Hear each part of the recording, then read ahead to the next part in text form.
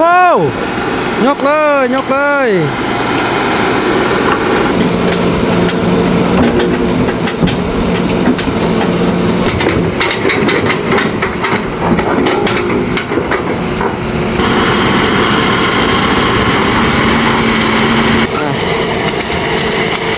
ล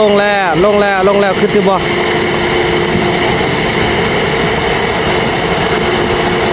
ขอบใจ FC ผู้มีน้ำใจแบ่งปัน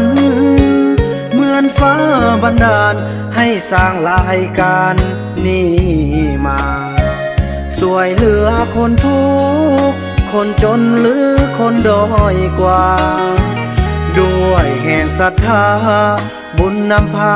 ได้มาห่วมทาง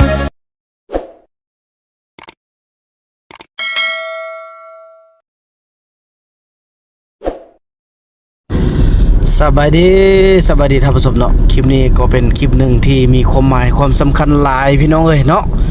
ก็ถือว่าเป็นคลิปที่เบานำได้ออกมาห้ากะเกี่ยมในการที่ว่าเอารถจกเนาะเมคโครนั่นแหละพี่น้องเอ้ยไปดุดห้องน้องป่าพี่น้องเอ้ยเนาะจกน้องป่าแล้วก็อนามัยบอนที่จะเฮ็ดนาพี่น้องเอ้ยซึ่งว่าได้รับการช่วยเหลือจากย่าแม่เจียวอนและพ่อสติฟวอนจากตระกูลใหญ่ไซบุญคำอีกแล้วพี่น้องเอ้ยเนาะจำนวน500เหรียญเนาะพี่น้องเนาะรถที่เพิ่นเข้าไปก่อนแล้วพี่น้องเอ้ยเนาะได้โอลมแล้วเพิ่นเข้าไปแล้วบ่าวมันก็มาซื้อกาแฟให้ทางแม่เฒ่ามีเนาะเพิ่นฝากมื้อนั้นพี่น้องเอ้ยมีคลิปนึงเนาะที่ว่าบ่าวมันออกไปแล้วลืมพี่น้องแล้วก็ซื้อขนมมาไอ้บุญรอดซื้อปลาดุกเอาไว้ออกก็ถือว่าออกตลาดพี่น้องเอ้ยเอาไว้ให้ทางพี่น้องเฮากินกันเนาะเพราะว่าถึงมื้อนี่ก็จะแม่นภาครัฐกันเถิงก็จะได้ลงมาแก้เรื่องเวียกของเซาหลีนั่นล่ะพี่น้องเอ้ยโอ้ยน่าก็ยุ่งขนาดพี่น้องเนาะหลายคนหลายท่านก็คอมเมนต์มาว่าบ่ให้เบาไหลอยู่แต่ถ้าจริงแล้วก็เอาขึ้นกับ2พ่อเมียเขาพี่น้องเอ้ยเฮาจะสามารถตัดสินกับเขาบ่ได้เนาะแต่ว่าเบาคันว่าใจของเบานำก็บ่อยากให้อยู่แล้วพอฮับบ่ได้แล้วพี่น้องพุ่นหลุดจกไปฮอดพุ่นแล้วเพราะมันบ่ได้แล้วนะพี่น้องเอ้ยแต่ก็เอาแต่ภาครัฐกันเทิงเพิ่นโอลมแล้วก็สำคัญก็คือเซาหลีกับเบาไหลหันเนาะผู้ที่เขาจะอยู่นํกันจังได๋ก็ค่อยว่ากันส่วนจุกน้องป้ามื้อนี้ก็สิมีการที่ว่าลมให้เขาจะเอาจกอนามัยต้นไม้ออกก่อนพี่น้องเอ้ยเพราะว่ามีทางย่าแม่นางและก็ทางย่าพ่อเสเนาะเพิ่นก็ช่วย4ล้านเท่านั้นก็มื้อนั้นน่ะ4ล้าน3แสนกีบเนาะเพิ่นมอบให้บ่าวบุญนำตอนลงนครหลวงวิจันทร์พี่น้องเอ้ยก็สิลมเอาเงินบวงซองทานนี้ซองครอบครัวซองครอบครัวจากตระกูลใหญ่ใจบุญนี้มาช่วยพัฒนาบอกพี่น้องรถจกไปพุ่นแล้วเนาะรถจกไปพุ่นแล้วครับโอ้ยไอ้บุญมีไปเบิ่งจกน้องปลาให้เอื้อยเต้าเนาะหลังจากแล้วภารกิจทุกอย่างแล้วก็สิพากันไปนำเบิ่งเด็กน้อยตึ้มอยู่จังใดเป็นจังใดพี่น้องเอ้ยเนาะโอ้ยอันผู้ไปซื้อข้าวกับบ่มาปานนี้พี่น้องบ่คูณน่ะเนาะจักเป็นตายให้ดีจังใดก็บ่ฮู้พี่น้องเอ้ยลองลุ้นกันตอนต่อไปเนาะเอาจังซั่นแล้วพี่น้องพบกันตอนต่อไปเด้อพี่น้องเนาะโอ้คอยไปเนาะบ่ได้ไปไว้เด้พี่น้องเอ้ยคอยไปนี่ไปโอ้จะเฮ็ดไปเฮ็ดลักก็บ่ได้เฮ็ดจักเทื่อพี่น้องเอ้ยไล่เวียงให้คอยม้อยไปได้ในรถนี่เนาะบ่ได้ไปไว้เด้มันหนักเด้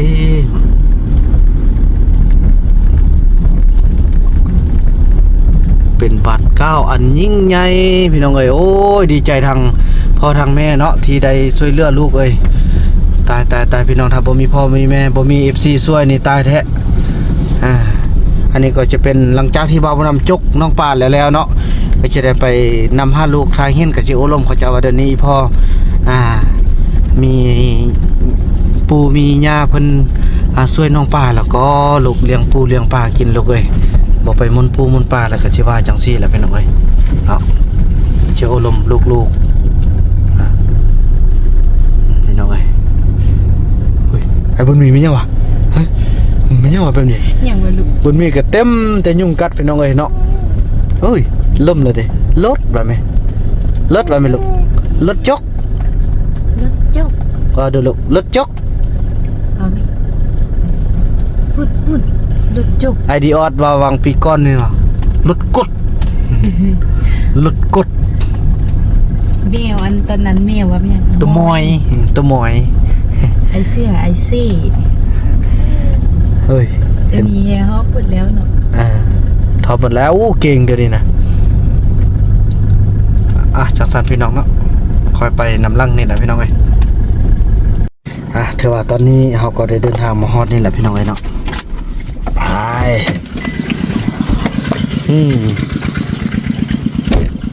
เอาลงแบบได้ลงแบบนี้นะรถจกลงนั่นได้เลยกันได้ทีลงที่บ้วนมันเลยเอาเลยเขานี่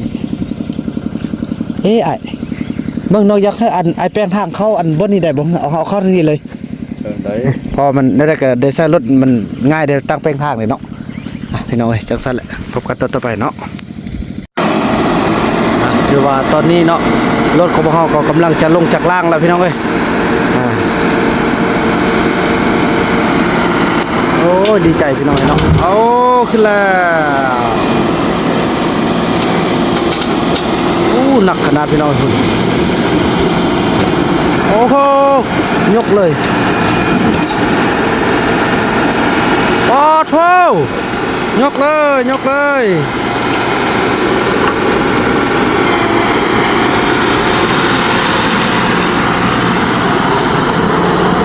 โอ้พี่น้อง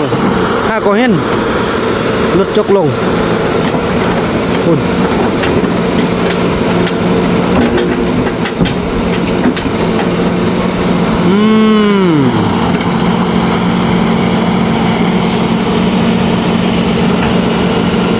เป็นได้ทุกอย่างเถอะโอ้รถจกเลยเนาะบ่มีทางหน้าทางหลังอีกแล้วพี่น้องเอ้ย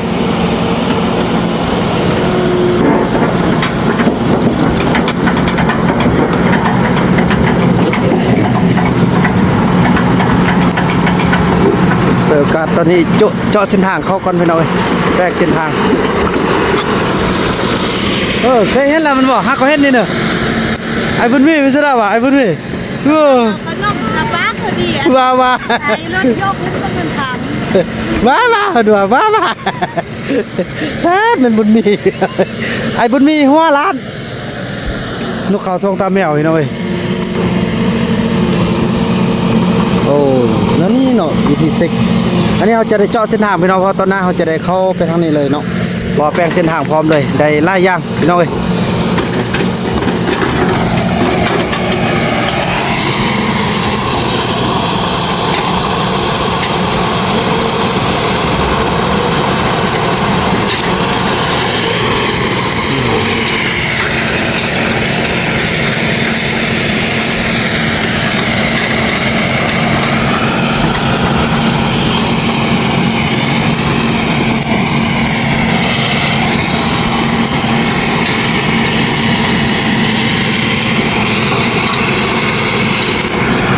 แต่เส้นทางเข้าเราจะไปซื้อท่อมาใส่พี่น้อยตอนนั้นจะเล่นเข้าทางนี้แล้วเด้เริ่มต้นบานนี่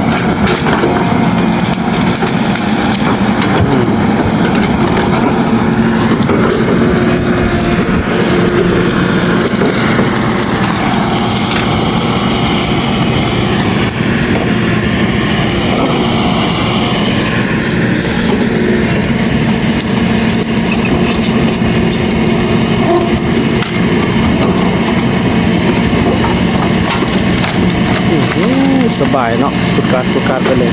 เ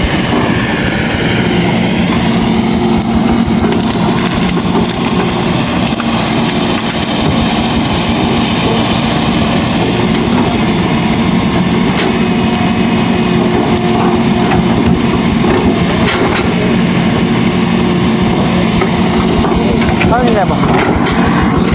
รถขึ้นมาพี่น้อยอันนี้ก็รถซิงโอ้โถเก่งรถซิงก็ได้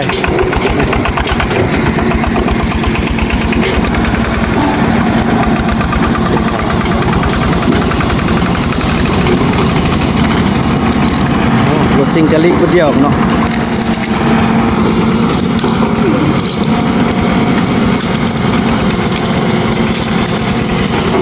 ไอ้บุญมีวิทย์ขนาดเลยอุ้ยไอ้บุญมีอาจารย์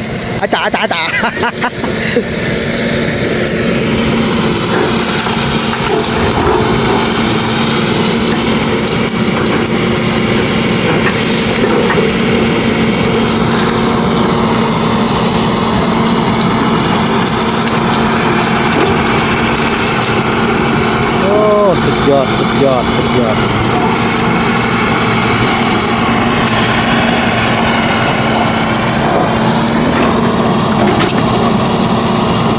แบ่งเส้นทางเข้าวันนี้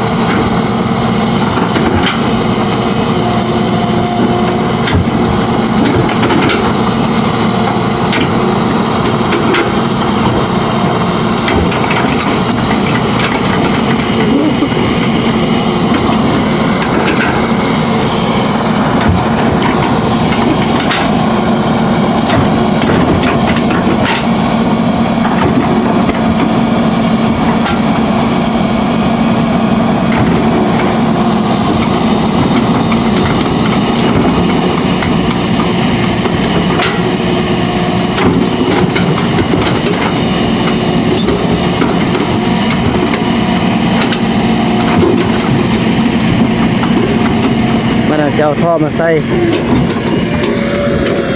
โอ้ยโอ้ยโอ้ยโอ้ยโอ้ยโอ้ยโอ้ยเป็นอะไรแกเสื้อ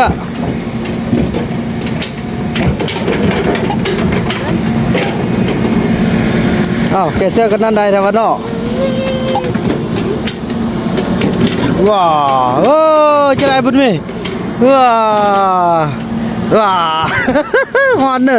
ฮอนเนอเอ้ยเลื่อมตาเนออาจ้าจ้าจ้า อีกหน่อยเอ้ย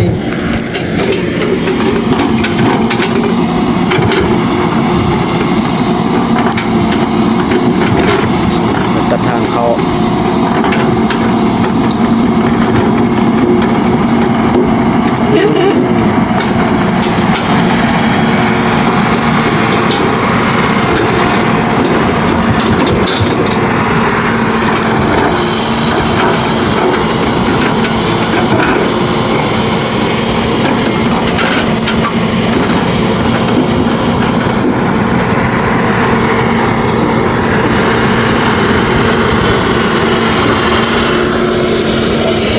มันอาจจะซื้อท่อมาใส่นี่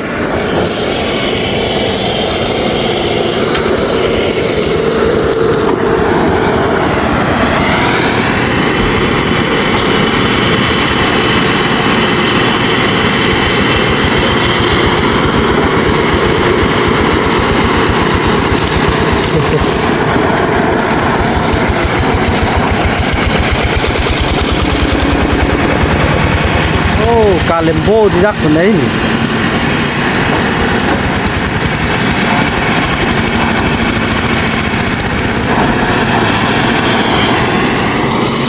ถ้าหึดขนาดไอ้บุญมีคน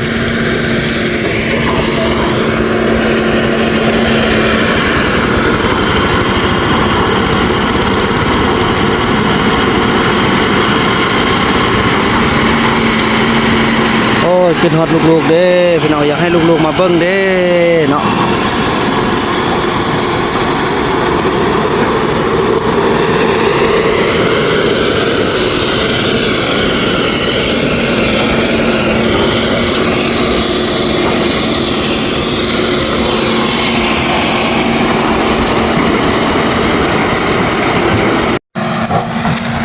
มาฮอดฟังนี้แล้วแปลงเส้นทางพี่น้องเอ้ย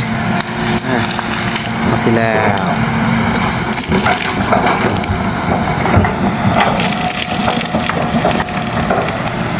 โอ้สุดยอดนะพี่น้องเนาะเนาะ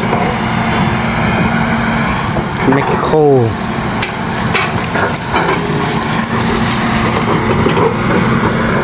เจาะเส้นทางเข้ามา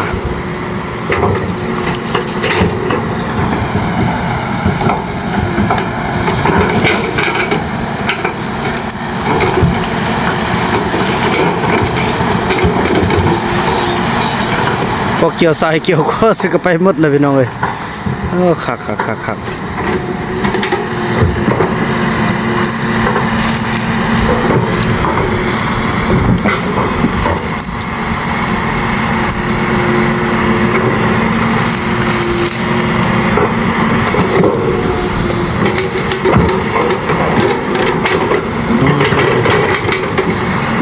ทางบักคักพี่น้องเลยโอ้ยสะอ่อนเลยพี่น้องเลยวันนี้แหละบอลที่จะพาพี่น้องพา FC มายามมาม่วนพี่น้องเอ้ยมีป้ามีน้อง แขกมาย่ำกับบ่มีหยังก็ไปลงน้องป้าใต้บ้านนั่นเนาะอันนี้ก็สำนันได้พี่น้องเอ้ยขอบอกขอบใจเด้อทางซ่องยาแม่เนาะก็คือทางยาแม่เจียวอนแล้วก็ทางยาแม่นางเนาะซ่องครอบครัวใหญ่ใจบุญที่ช่วยเพราะต้องเรื่องในครั้งนี้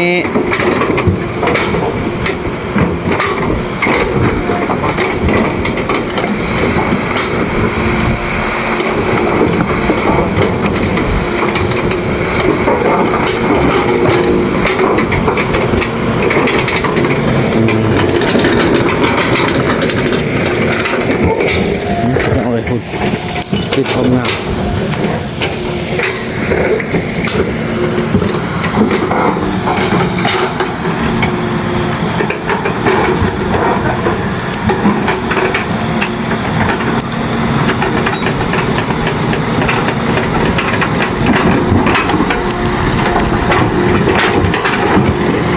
เป็นทางบอมงามเจ้าหน้าก็จะได้เล่นออกไปอ่อนท่อรถทางมาใส่พี่น้องเลย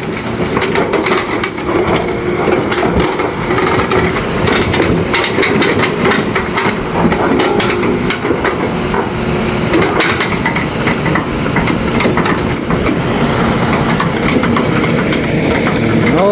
สะอาดมีทางเข้ามาแล้วบ้านนี้ไปเบิ่งบอลที่จะจกน้องบ้านนี้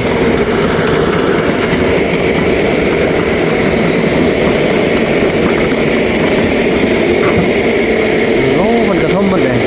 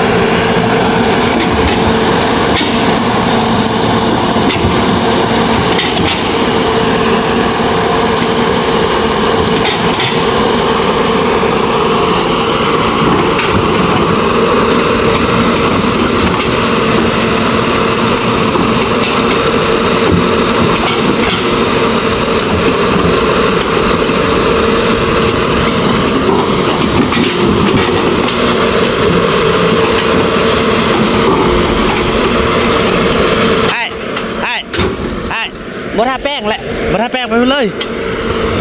พอเพิ่นสิแป้งทางไปหน่อยพอมันทางตัวนี้มันจะบ่แม่นอยู่นี่เนาะตอนหน้ามันบ่นำเช็ดขึ้นไปทางเทิงพุ่นพี่น้อยเส้นทางเนาะโอ้นอเรากำลังออกพี่น้องเอ้ย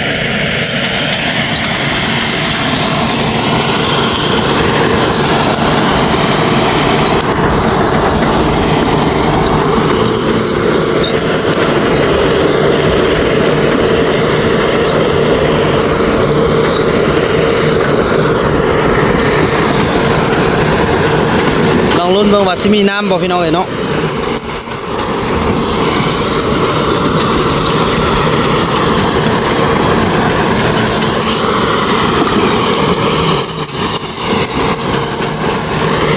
เนี่ยแค่นั้นเท่านั้นพี่น้องเอ้ย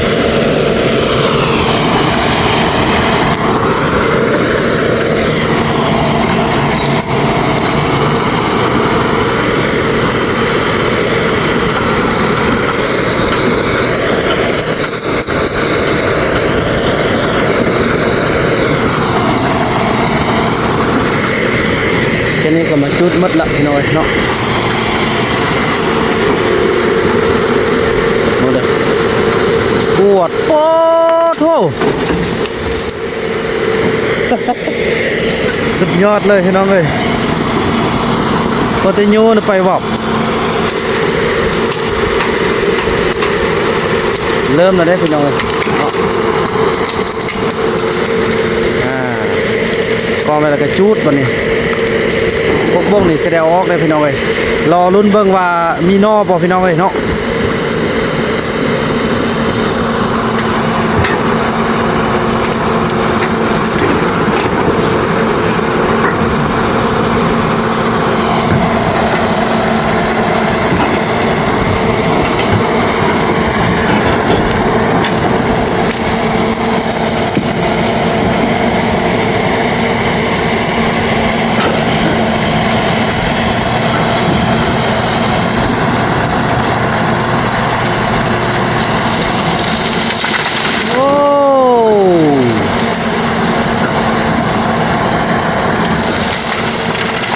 พี่น้องที่อยากสิสาญานก็บ่งเนาะโตจบอยู่กอง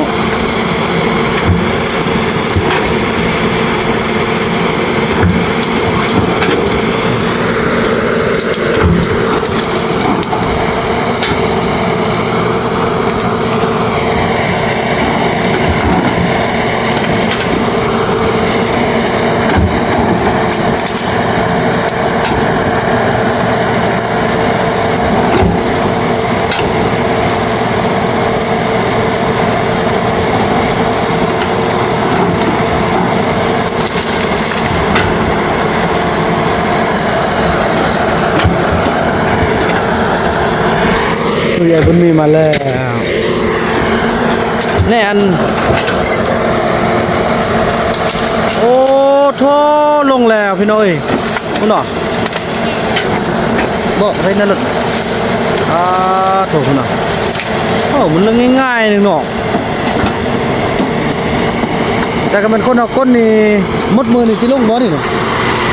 บ่ลงหรอกเนาะ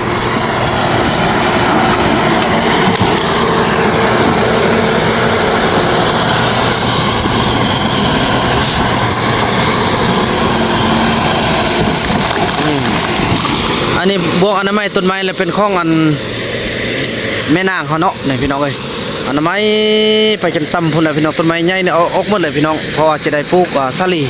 พี่นาก็เกี่ยมไว้เฮ็ดหน้าพี่น้องคันเฮาบ่เอาออกเอารถมีแต่รถจกที่ว่าสามารถเอาออกได้เนาะเพราะว่ามันเป็นหากเด้พี่น้องเอ้ยโอ้แห้งขนาดเนาะกลุ่มลงแล้วโอ้ยังกลับคืนอยู่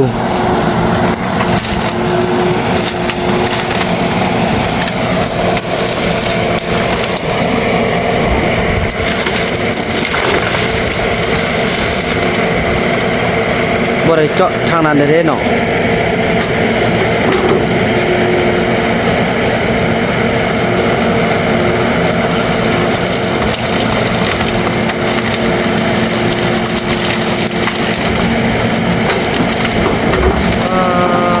ลงยากขนาด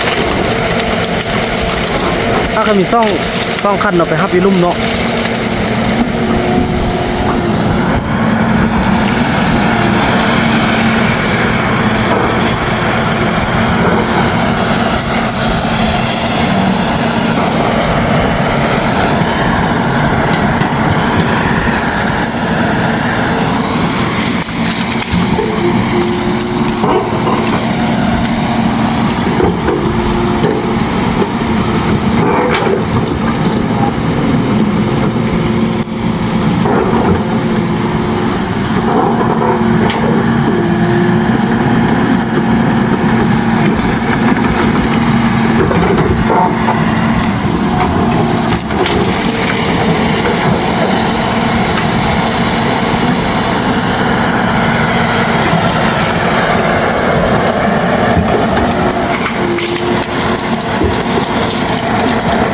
นั่นแหละพี่น้องเนาะพักเบรกก่อนพี่น้องเอ้ยลงแล้วขึ้นที่บ่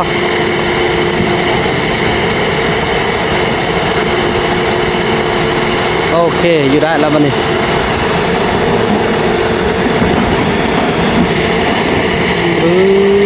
มีคนไป แห้งกระดาษพี่น้องหมดมือกันเลยพี่น้องวันนี้เนาะจะได้เบิ่งการทำงานของแมคโคร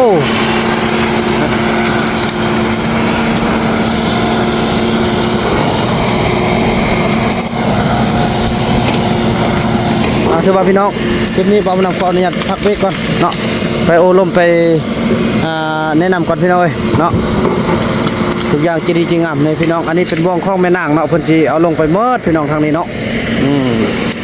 ถือว่าจังซั่นเลยพี่น้องคลิปนี้ผมนำขออนุญาตจบคลิปกันสำนี้ก่อนเนาะแล้วพบกันใหม่ในคลิปต่อไปคลิปนี้ผมนำขอกล่าวคำว่าสบายดี